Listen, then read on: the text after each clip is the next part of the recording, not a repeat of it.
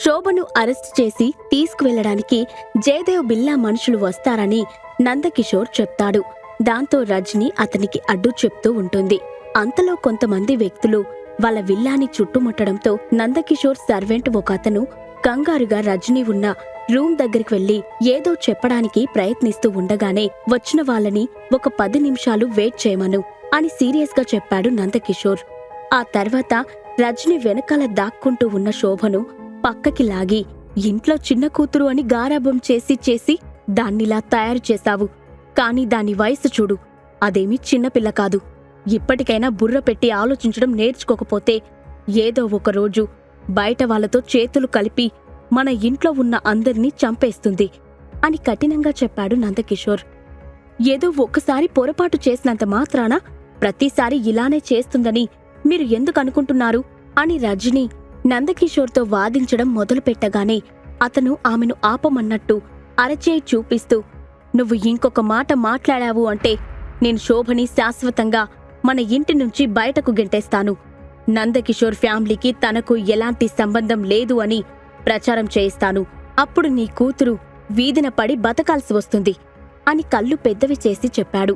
అతని మాటలు విన్న రజనికి ఎలా రియాక్ట్ అవ్వాలో కూడా అర్థం కాలేదు. శోభకి మాత్రం తన గుండెల్లో ఎవరో కత్తిని దించినట్టు అనిపించింది. నాన్న ఏ రోజు అయినా నన్ను తన కూతురుగా అంగీకరించారా? ఎందుకు నా పట్ల ఇంత కఠినంగా ప్రవర్తిస్తున్నారు?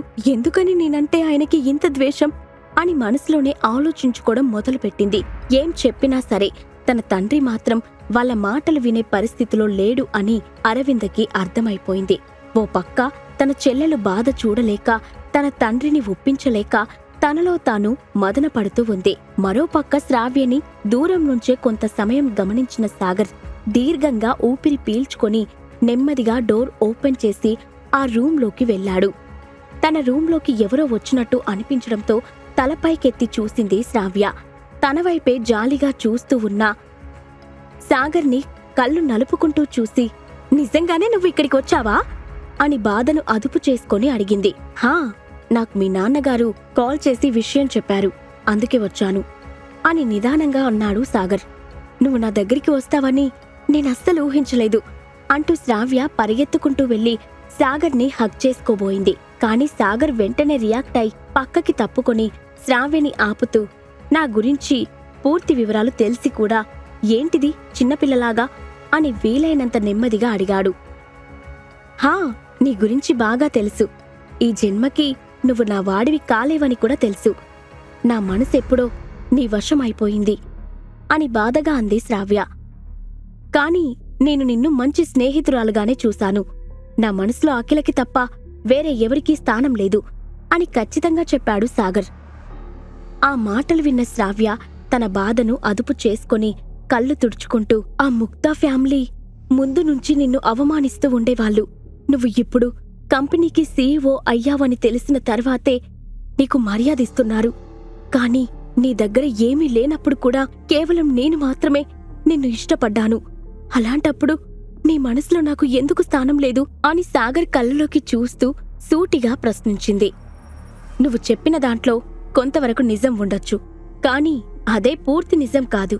అఖిలకి నాకు ఉన్న రిలేషన్ గురించి మాట్లాడ్డానికి నీకు ఎటువంటి హక్కు లేదు. కేవలం నన్ను మర్చిపోమని చెప్పడానికి మాత్రమే నేనిక్కడికి వచ్చాను. నువ్వు నాకోసం నీ జీవితాన్ని త్యాగం చేయడానికి సిద్ధపడ్డావు. అందుకని నేను నిన్ను ఆ గూండాల నుండి కాపాడాను. అక్కడితో నీకు నాకు ఉన్న రుణం తీరిపోయింది అని సాగర్ చెప్తూ ఉండగా హఠాత్తుగా అతని శరీరం కంపించడం మొదలుపెట్టింది. చుట్టుపక్కల ఉన్న వస్తువులన్నీ కిందపడి పగిలిపోతున్నాయి. శ్రావ్య కూడా తలపట్టుకొని బ్యాలెన్స్ తప్పి కింద పడబోతూ ఉండగా విషయం అర్థం చేసుకున్న సాగర్ వెంటనే ఆమె నడుము పట్టుకొని ఆమెను తన దగ్గరికి లాక్కొని ఆ రూమ్ కిటికీలోంచి కిందకి దూకాడు. భూకంపం! అందరూ బయటికి రండి! భూకంపం! సార్, అమ్మాయిగారు పైనే ఉండిపోయారు అంటూ రమాకాంత్ ఇంట్లో ఉన్న సర్వెంట్స్ అందరూ భయంతో వణుకుతూ దిక్కుతోచని స్థితిలో అటూ ఇటూ పరుగులు పెట్టడం మొదలుపెట్టారు. శ్రావ్య! శ్రావ్య! అని రమాకాంత్ కూడా గట్టిగా అరుస్తూ ఆ బిల్డింగ్ లోపలికి ఎంటర్ అవ్వబోతూ ఉండగా సాగర్ అతన్ని ఆపి తన వెనుకే ఉన్న శ్రావ్యని చూపించాడు. నీళ్లు నిండిన కళ్లతో తన వైపే చూస్తూ ఉన్న తన కూతుర్ని చూసిన రమాకాంత్ ఎమోషనల్ గా ఫీల్ అయి వెంటనే సాగర్ని పక్కకు తోసి ఆమె దగ్గరికి వెళ్లి, "నువ్వు బానే ఉన్నావా? నీకేం కాలేదుగా?" అంటూ ఆమెను హగ్ చేసుకున్నాడు. డాడీ, సాగరే నన్ను కాపాడాడు. నేను తనతో మాట్లాడాలి అని వణుకుతున్న గొంతుతో అంది శ్రావ్య. కాని అంతలో ఫోన్ రింగ్ అవడంతో స్క్రీన్ మీద ఉన్న పేరుని చూసి సాగర్ వెంటనే కాల్ అటెండ్ చేశాడు. "సాగర్, నువ్వు బానే ఉన్నావా? ఇక్కడ భూకంపం వచ్చింది. నువ్వెక్కడున్నా వెంటనే ఇంటికి వచ్చేసేయ్. నాకు చాలా భయంగా ఉంది" అని కంగారుగా చెప్పింది అఖిల. "హా అఖిల, నేను బానే ఉన్నాను. నువ్వు కంగారు పడకు. మరో 5 నిమిషాల్లో నీ ముందు ఉంటాను" అని చెప్పి కాల్ కట్ చేసేశాడు సాగర్. ఆ తర్వాత అక్కడ ఉన్న ఎవరికీ ఏమీ చెప్పకుండా రమాకాంత్ ఇంటి నుండి బయటకు వెళ్లిపోయాడు. అది చూసిన శ్రావ్య మనస్సు చివుక్కుమంది. మరోవైపు లాంగ్వేజీ అకాడమీలోని డీన్ ఆఫీస్లో కశ్యప్ అలాగే ముకుంద ఇద్దరూ తలలు పట్టుకొని కూర్చున్నారు. భయంతో ముకుంద శరీరమంతా వణుకుతూ ఉంటే కశ్యప్ నుదిటికి పట్టిన చెమటలు తుడుచుకుంటూ ఏదో ఆలోచిస్తున్నట్టుగా వేగంగా కళ్ళార్పుతున్నాడు. అందరూ అనుకుంటున్నట్టు ఇప్పుడు వచ్చింది భూకంపం కాదు, మనకి 100 కిలోమీటర్ల దూరంలో ఉన్న సముద్రంలో పుట్టిన భయంకరమైన అలజడి నుండి వచ్చిన ప్రకంపనలు. భూమిని ఒక వింత శక్తి ఆక్రమించుకుంటూ ఉంది. దాన్ని నేను స్పష్టంగా గ్రహించగలుగుతున్నాను అని తన భయాన్ని అదుపు చేసుకుంటూ చెప్పాడు ముకుంద. అవును, కానీ మనకు ఇంకా దీని గురించి పూర్తి ఇన్ఫర్మేషన్ రాలేదు. త్వరలోనే అని కశ్యప్ తన మాటలను పూర్తి చేయకముందే ఒక పెద్దాయన డీన్ రూమ్ లోపలికి ఎంటర్ అయ్యాడు. అతడు కశ్యప్ని చూసి ఏదో చెప్పడానికి ప్రయత్నిస్తూ రక్తం కక్కుకొని అక్కడే పడిపోవడంతో ముకుంద వెంటనే రియాక్ట్ అయి ఆ వ్యక్తిని పట్టుకుని పక్కనే ఉన్న సోఫాలో కూర్చోపెట్టాడు. ఆ తర్వాత అతనికి నీళ్లు అందిస్తూ, "హరిశ్చంద్ర ప్రసాద్ గారు, మీరేంటిక్కడ? మీ ఒంటి మీద ఈ గాయాలేంటి?" అని ఆశ్చర్యం నుండి తేరుకుంటూ అడిగాడు ముకుంద. మైలు మనం మంత్రాలతో నిర్మించిన సీల్ని బ్రేక్ చేశారు" అని గట్టిగా దగ్గుతూ అతి కష్టం మీద చెప్పాడు హరిశ్చంద్ర ప్రసాద్. "ఏమన్నావ్? మైలు సీల్ని బ్రేక్ చేసేశారా? అసలు ఇదెలా సాధ్యం? గత కొద్ది రోజుల క్రితమే మనం దాన్ని బలోపేతం చేశాం కదా?" కళ్ళు పెద్దవి చేసి ఆశ్చర్యంతో అడిగాడు ముకుంద. ఆ సమయంలో భయంతో అతని గొంతు కూడా వణికింది. వాళ్ళు దాన్ని పూర్తిగా బ్రేక్ చేయలేదు, కానీ 3 లేయర్ల సీల్లో మొదటి లేయర్ని బ్రేక్ చేసేశారు. దీని అర్థం మనం త్వరపడి ఏదో ఒక యాక్షన్ తీసుకోకపోతే మిగిలిన 2 లేయర్లని బ్రేక్ చేయడానికి వాళ్ళకి పెద్ద సమయం పట్టదు అని ఆయాసపడుతూ చెప్పాడు హరిశ్చంద్ర ప్రసాద్. "మరైతే అక్కడ కాపలా కాస్తున్న వాళ్ళ పరిస్థితి ఏంటి?" అని ఆత్రంగా అడిగాడు కశ్యప్. "సామాన్యంగా సీల్ అనేది 3 లేయర్లలో నిర్మిస్తారు. మొదటి లేయర్ను దైవిక మంత్రాలతో నిర్మిస్తారు. ఆ మంత్రాలన్నీ కూడా ఒక కోడ్ లాంగ్వేజ్లో ఉంటాయి. వాటిని బ్రేక్ చేయాలి అంటే భౌతిక శక్తితో పాటు మానసిక శక్తి కూడా ఎంతో అవసరం. 2వ లేయర్లలో సీక్రెట్ కింగ్డమ్కి సంబంధించిన అత్యుత్తమైన యోధులు సంరక్షిస్తూ ఉంటారు.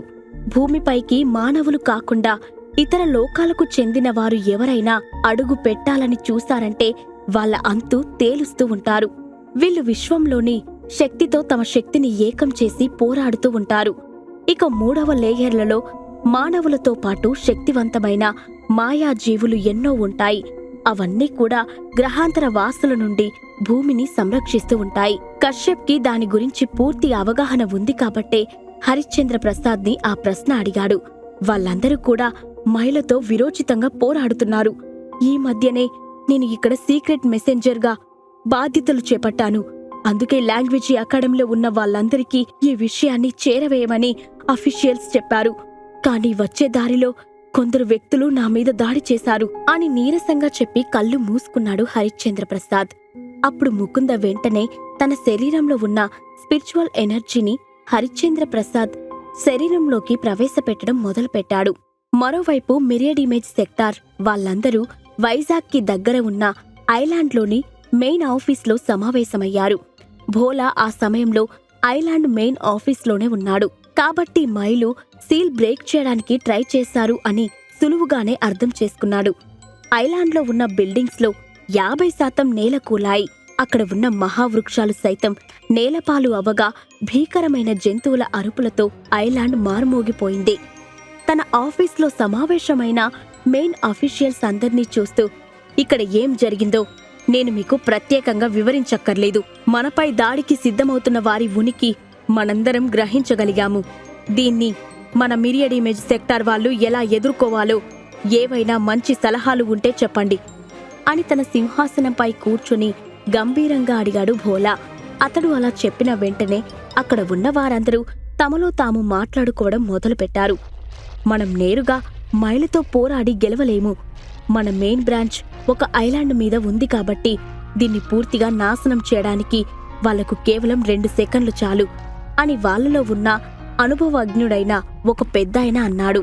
అతని మాటలు విన్న వెంటనే మధ్య వయసులో ఉన్న వ్యక్తి ఆవేశంగా లేచి, మీ ఉద్దేశమేంటి? ఆ మైలకు మనం తలదించాలా? వాళ్లకు మనం లొంగిపోవాలా? చావునైనా చస్తాం కానీ వాళ్ల ముందు మాత్రం తగ్గేదే లేదు. మనం ఖచ్చితంగా వాళ్లతో పోరాడాలి అని అరుస్తూ చెప్పాడు. వాళ్ళని ఎదిరించడం అంత తేలిక అనుకుంటున్నావా? అసలు వాళ్ళ రూపాలు కూడా చూడ్డానికి చాలా భీకరంగా ఉంటాయి. వాళ్ళ శక్తులకి మన శక్తులకి చాలా వ్యత్యాసమే ఉంటుంది. నేను బల్లగుద్ది మరీ చెప్తున్నాను, మన సెక్టార్ని బూడిదగా మార్చడానికి రెప్పపాటు సమయం చాలు అంటూ ఆ వ్యక్తిని వ్యతిరేకించాడు ఇంకొకతను. అలా అక్కడ ఉన్న వాళ్ళందరూ ఏదో ఒకటి చెప్తూ ఉంటే భోలా మొహం ఆందోళనతో నిండిపోతుంది. అది గమనించిన రతన్ తను కూర్చున్న చోట నుండి పైకి లేచి, ఇలాంటి పరిస్థితుల్లో మనం సమయస్ఫూర్తిగా వ్యవహరించడం ఎంతైనా ముఖ్యం.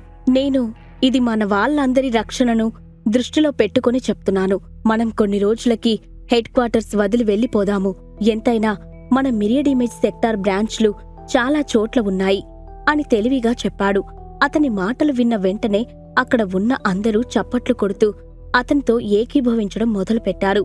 అంతలో ఒక వ్యక్తి పైకి లేచి, మీ ఆలోచన బానే ఉంది, కానీ ప్రాక్టికల్గా సాధ్యమవుతుందా అని మాత్రమే తెలియట్లేదు. మన హెడ్ క్వార్టర్స్ లో దాదాపు 50,000 మంది ఉన్నారు. ఇంతమందిని ఏ బ్రాంచ్ అకామిడేట్ చేయగలదు అని సీరియస్ గా అరుస్తూ అన్నాడు. నిజానికి రతన్ చెప్పినట్టుగానే హెడ్ క్వార్టర్స్ ని వదిలేసి దూరంగా వెళ్లాలని భోలా ఎప్పుడో డిసైడ్ అయిపోయాడు. కాని తనంతట తాను ఆ విషయాన్ని గనుక బయట పెడితే తన మనుషులందరూ తనని పిరికివాడిగా లెక్క కడతారు అని భోలా భయపడ్డాడు. కాని ఇప్పుడు సమయం వచ్చింది కాబట్టి తను ముందుగానే ఆలోచించి పెట్టుకున్న ప్లాన్ చెప్తూ, మనకి చాలా బ్రాంచీలు ఉన్నాయి. ఏ బ్రాంచ్ ఎంతమందిని అకామిడేట్ చేయగలదో నాకు తెలుసు. కాబట్టి మిమ్మల్ని అందర్నీ విడగొట్టి ఆ బ్రాంచెస్ కి పంపిస్తాను అని గంభీరంగా అన్నాడు. అతని మాటలు ఆ హాల్ మొత్తం ప్రతిధ్వనించాయి. ఆ తర్వాత ఏ ఒక్కరూ కూడా నోరు మెదిపే ధైర్యం చేయలేదు.